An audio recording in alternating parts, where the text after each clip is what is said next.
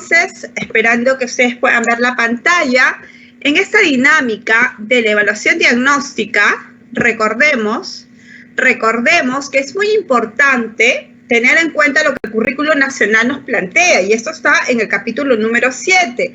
¿Qué es lo que nos dice acerca de la evaluación? Miren, la evaluación diagnóstica es una partecita de la evaluación, pero hay que ver justamente cuál es la mirada general que tenemos de esta concepción. Nos dice el currículo que la evaluación es valorar el desempeño, el nivel de avance, el cómo el estudiante resuelve las situaciones a partir de esos saberes que está desarrollando. Además de ello, también nos permite, a partir de esa resolución de saberes, poder ir definiendo, encontrando en qué nivel, identificando en qué nivel de ese aprendizaje está cada uno de los estudiantes, y a partir de ello generar condiciones, metodología, didáctica, interacciones, estrategias, recursos para lograr ir acompañando en ese aprendizaje e ir cerrando las brechas que podríamos ir identificando. Por ello es que vamos a identificar estudiantes con los que tendríamos que estar continuamente más de la mano, y que quizás otro grupo de estudiantes que necesitan nuestra mirada, pero que van avanzando de esa manera autogestionada, porque ya tienen una cultura desarrollada del aprendizaje. Muy bien, bajo esa mirada entonces, a ver, un ratito.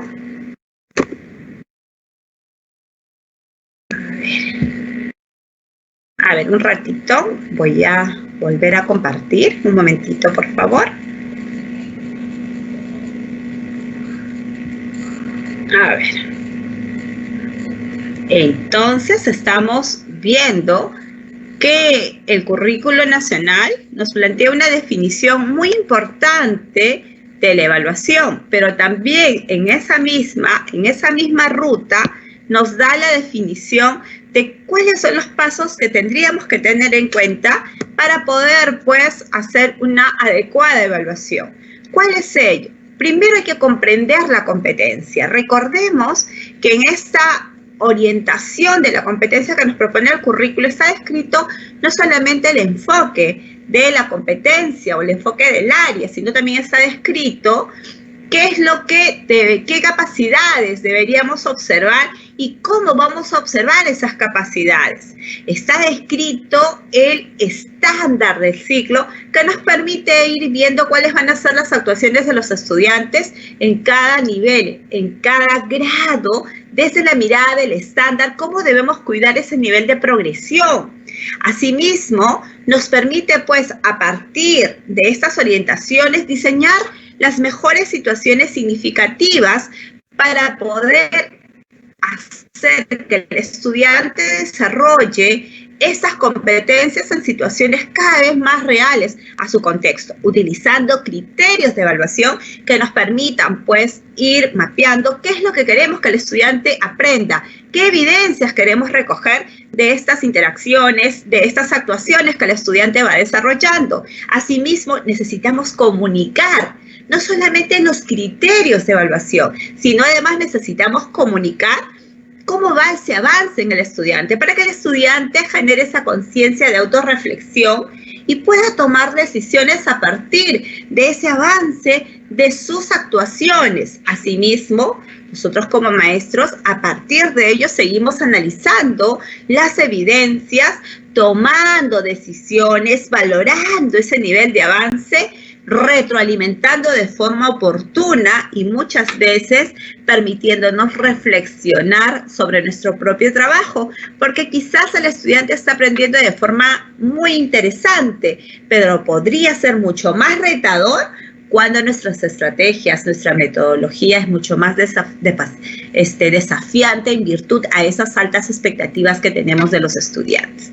Muy bien, desde esa mirada, entonces, recordemos que la evaluación tiene dos connotaciones: la evaluación del aprendizaje, que nos permite valorar el nivel de avance que tiene el estudiante hasta un determinado momento, y además aquella que nos permite constantemente acompañar, describir, retroalimentar y que tiene que ver con la evaluación para el aprendizaje en la cual nosotros como docentes vamos tomando decisiones, vamos mapeando e identificamos en el momento más oportuno ese nivel de avance del estudiante para tomar decisiones y seguir apoyándolo hasta el logro de los propósitos que hemos planteado en un determinado periodo. Recordemos entonces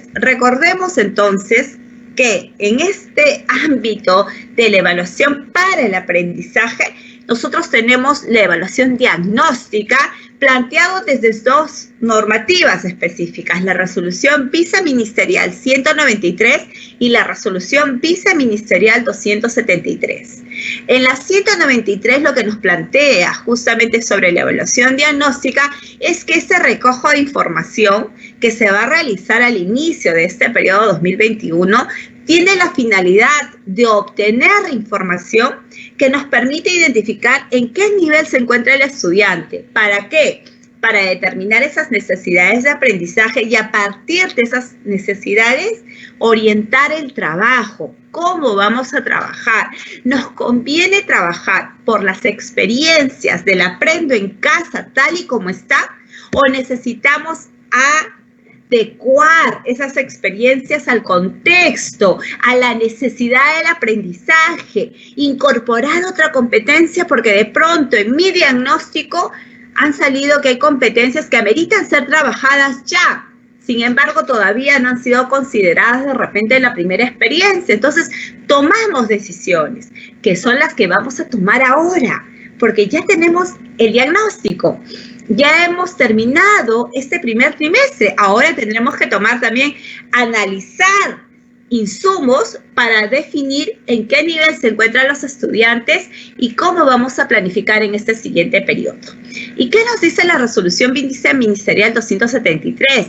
Nos dice que este inicio del año lectivo se va a basar en insumos que tenga el docente para determinar, y lo que decíamos en la evaluación que tuvimos, ¿no? El CIAGI, el portafolio, la entrevista a las familias, la evidencia de aprendizaje que hemos tenido a partir de las experiencias diseñadas por los maestros, las carpetas de recuperación y los kits de evaluación de primaria y secundaria. Entonces, dentro de esta mirada, tenemos que seguir analizando la información para ir tomando decisiones. Y estas decisiones nos van a permitir justamente atender las dificultades que podamos haber identificado en este primer trimestre y que ahora nos van a guiar en nuestro proceso de planificación. Planificación que debe responder justamente a ese análisis de los insumos previos que ahora pues nos han permitido describir los niveles de avance, contrastar, triangular y poder mapear a cada estudiante en este proceso de planificación que vamos a tener en esta semana y esta tercera semana de gestión para poder pues responder a las expectativas de los estudiantes. Rápidamente, ese análisis del portafolio o la carpeta de recuperación, y recuerda que ya tenemos otro portafolio que estamos observando, que es el portafolio 2021.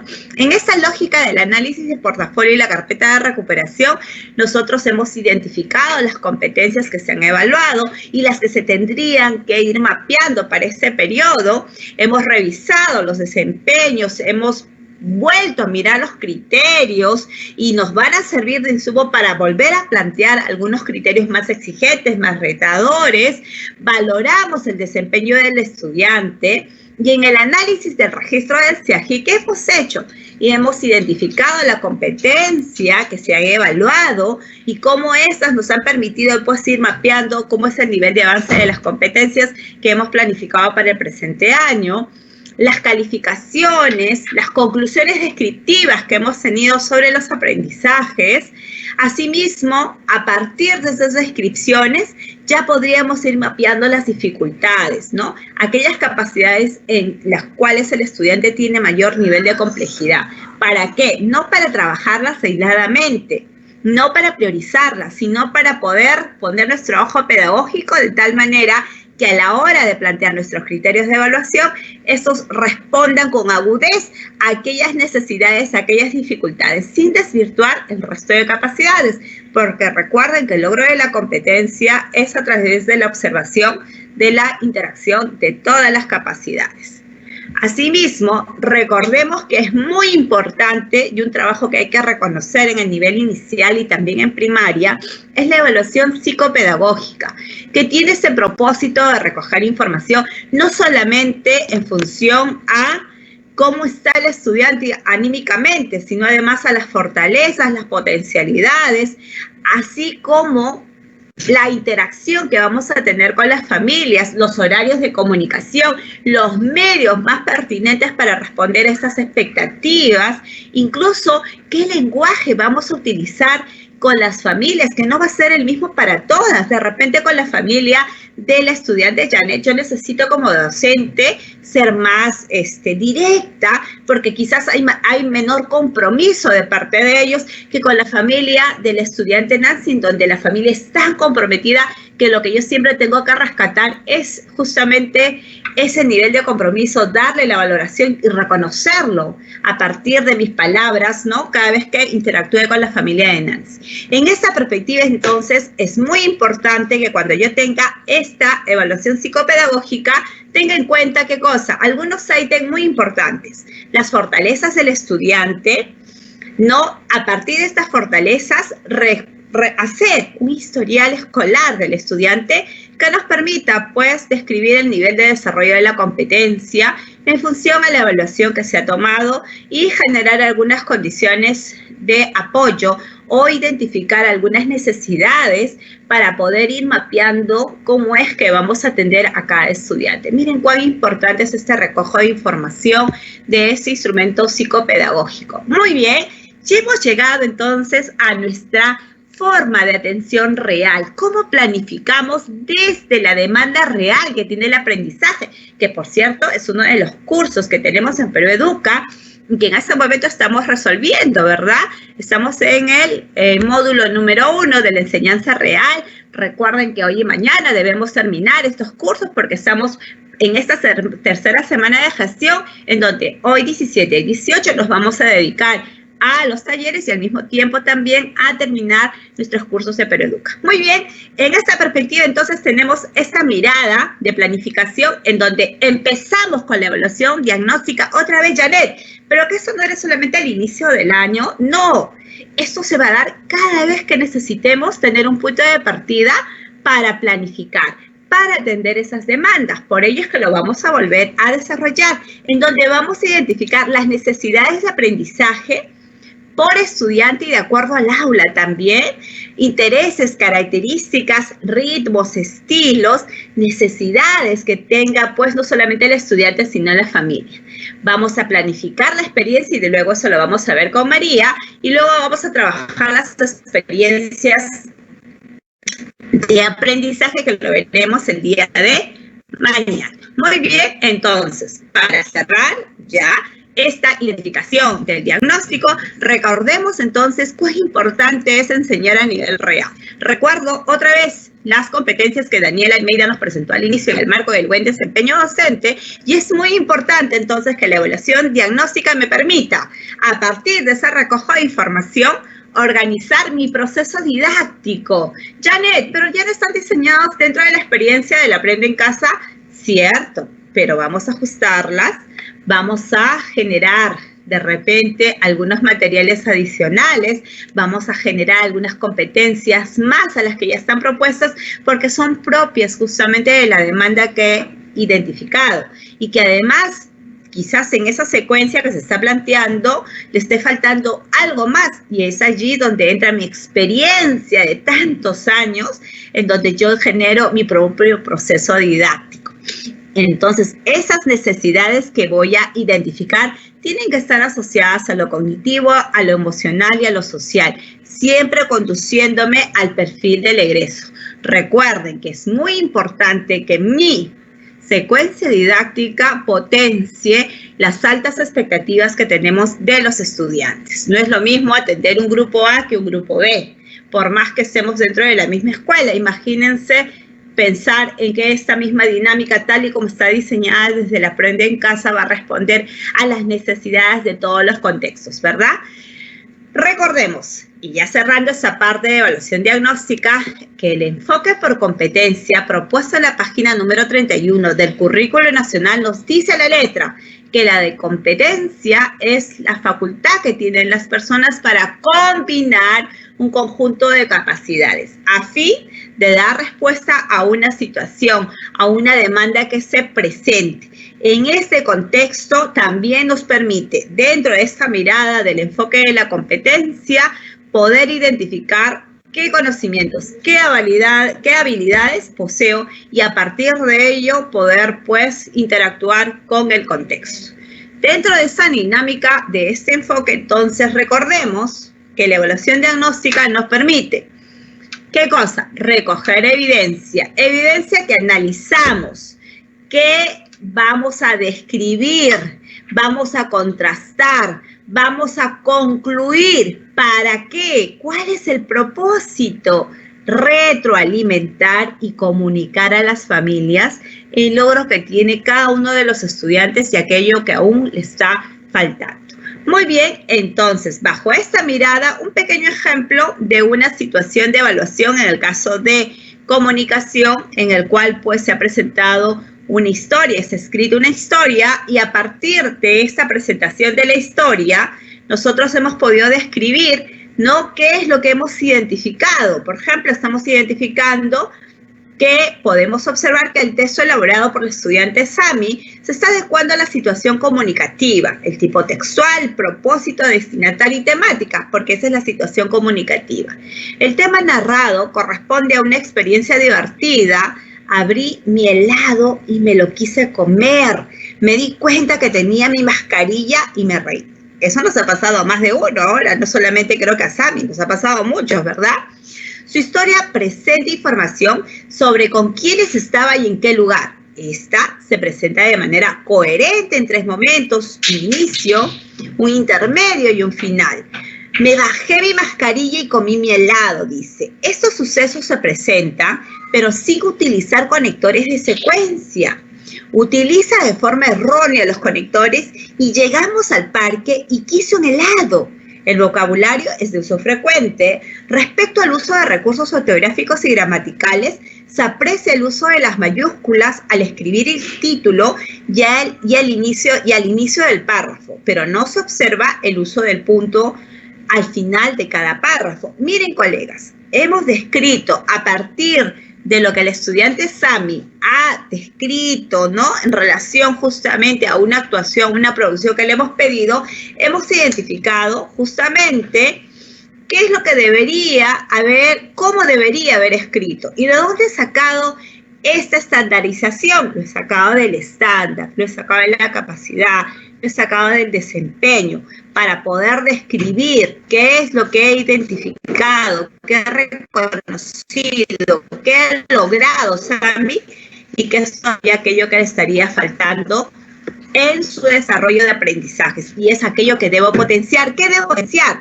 Los recursos ortográficos y gramaticales. ¿Qué debo potenciar? Debo potenciar también, ¿qué cosa? La cohesión, la coherencia, porque si bien es cierto, lo hace adecuadamente, pero todavía tiene algún nivel de dificultad, porque de pronto pues los conectores como que no los estoy utilizando adecuadamente. Entonces, eso es lo que tengo que seguir potenciando. ¿Qué necesidades de aprendizaje he identificado en Sami? Que necesito, ¿qué cosa? Necesito establecer relaciones entre ideas a través del uso adecuado de conectores. Eso es lo que necesito desarrollar con Sami. ¿Qué más? Uso de recursos ortográficos básicos para darle claridad y sentido al texto. Entonces tengo que usar mayor recursos, hacer actividades con ella que le permitan pues utilizar el punto final, el punto aparte, el punto y seguido. Miren cuán importante es describir, diagnosticar, para poder planificar a partir de la necesidad de aprendizaje que tiene el estudiante Sami, que no va a ser lo mismo al estudiante Janet y obviamente a Dani. Entonces, cada estudiante tiene una manera singular de aprender, tiene necesidades de aprendizaje, pero yo tengo que ir identificando para ir mapeando y ver cómo voy a atender las demandas en su conjunto. Por ello, es muy importante que después de la evaluación diagnóstica yo analice e interprete esos resultados como lo hemos hecho hace un momento, elabore conclusiones para saber cuáles son esas necesidades de aprendizaje y tome decisiones para saber qué tipo de actividades, qué recursos, qué materiales, qué metodología voy a utilizar de tal manera que pueda atender con pertinencia a las demandas identificadas.